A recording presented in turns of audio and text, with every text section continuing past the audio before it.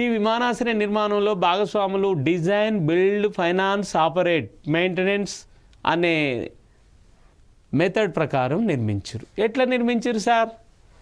Design D,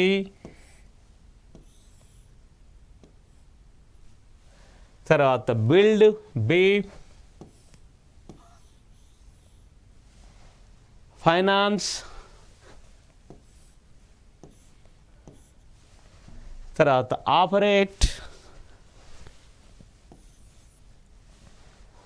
తర్వాత maintenance,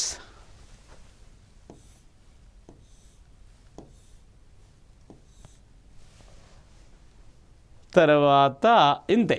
ఇక అంటే ఇక్కడ చూడండి ఎన్ని అంశాలు ఇందులో ఉన్నాయో.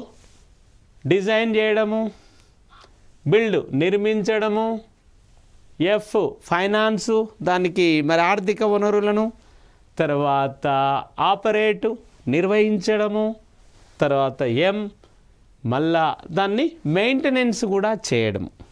అందుకని డిబిఎఫ్ఓఎం ద్వారా అంటే రూపకల్పన, నిర్మాణం, పెట్టుబడి, నిర్వహించు, నిర్వహణ అనే ప్రాతిపదికన ఇది నిర్మించడం జరిగింది.